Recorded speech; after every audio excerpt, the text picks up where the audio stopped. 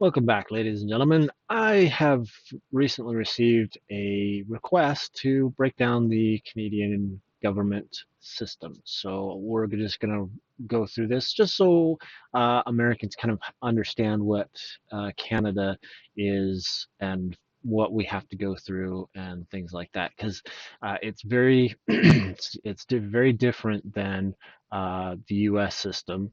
And yeah. So, but if you know a lot about, say, the UK government system, it's very, very, very similar, almost a carbon copy of the UK.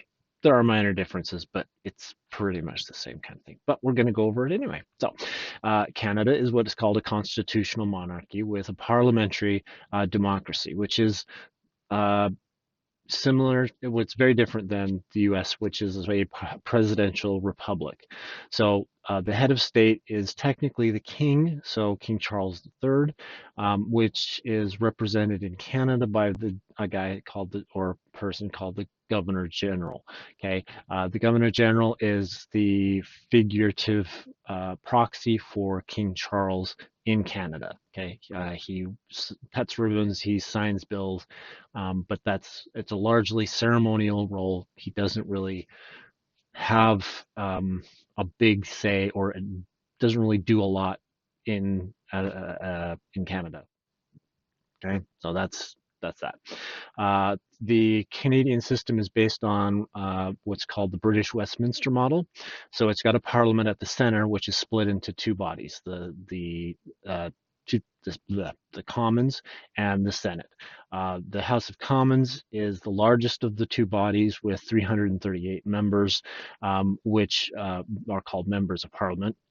Okay, pretty self-explanatory. Now, these are elected through public ridings or districts, similar to U.S. congressional districts, but they're called ridings. And it's called a first past the post system, which means that if you get 51%, that's it. You're done. You are the elected representative for your riding, and you go to Parliament to represent your constituents. Okay. The party with the most seats usually forms the government. So in this case here in Canada, that's the Liberals. They are the current party in power. The leader of the political party becomes the prime minister. So the Liberal Party leader currently is Justin Trudeau. So he is the current prime minister. Now, that is the equivalent of the president, but yes. So the prime minister will pick members of parliament to form a cabinet, and they handle the day-to-day governing, like transportation and finance and things like that. Okay, similar to the U.S. cabinet, which we just had Kash Patel installed as FBI director. Okay, but these folks are also legislators, so they're also members of the parliament, so they can also introduce bills and things like that and still work within the parliament. Okay, so they're not just cabinet ministers and things like that. They actually work on the parliament floor as well. um, so now the government has to keep the confidence of the House to stay in power. And if you remember in the prequel trilogies for Star Wars, there is a thing called the vote of non-confidence, right? And that is exactly how it plays out. You have a vote of non-confidence in the current government or prime minister, and if it passes the majority says yes, this person is no longer good or fit for the position, they dissolve the government and the election is triggered.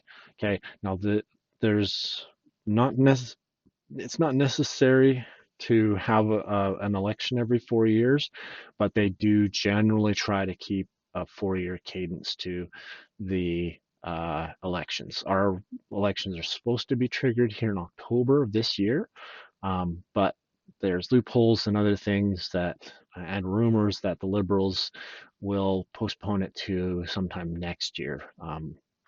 So that's just yay, government.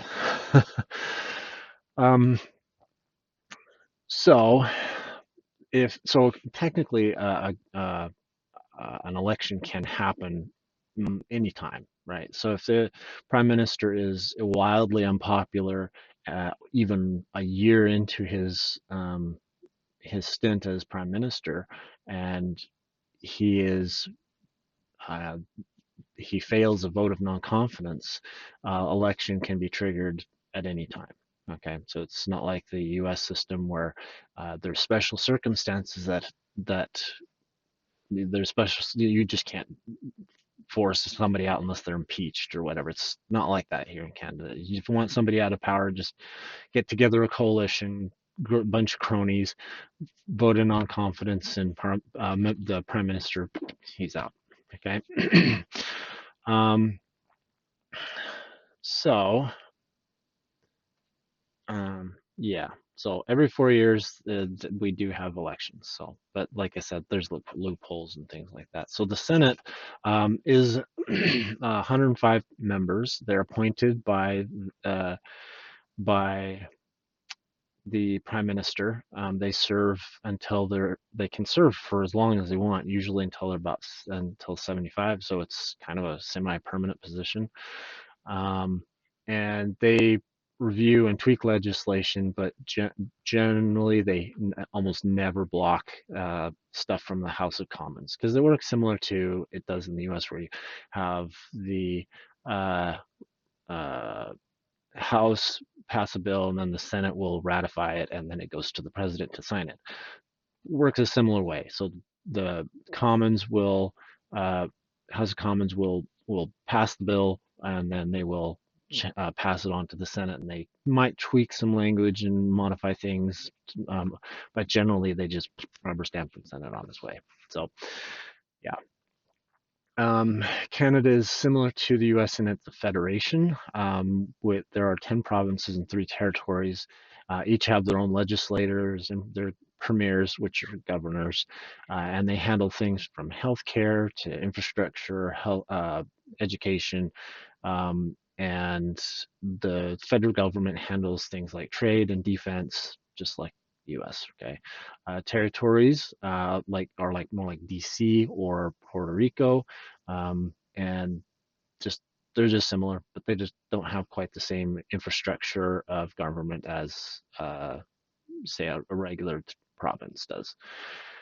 The Constitution is the main nuts and bolts of it is what's called the Charter of Rights and Freedoms. That's the equivalent to the U.S. Bill of Rights. Okay, so same kind of thing: right to free speech, assembly, illegal search and seizure. All those things are listed out in the Charter of Rights and Freedoms.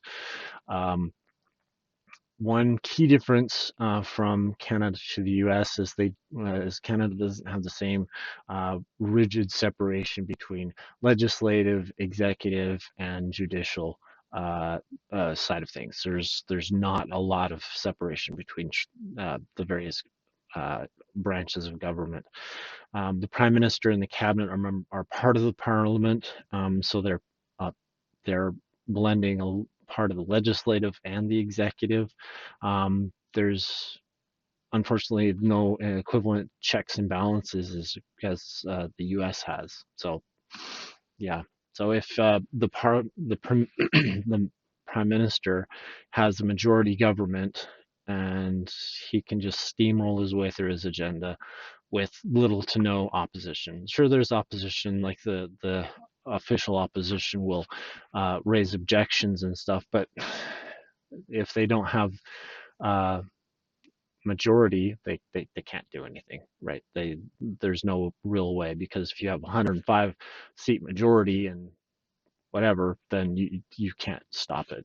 So that's the that's pretty bad. But anyway, it just happens. Um, so nuts and bolts of it. Canada's system is a mix of monarchy, parliamentary rule, and federalism. Less about individual power and more about collective party control, with a dash of British stuff to it. Elections are quick. The prime minister's term is flexible, and the whole thing runs on compromise and consensus rather than gridlock and vetoes. And that's basically Canada in a nutshell as far as government is concerned. So if you have any questions, concerns, comments, you want to know more, put it in the comments below and I will reach out and we'll maybe do a video. So anyway, that's all I got. Talk to you later.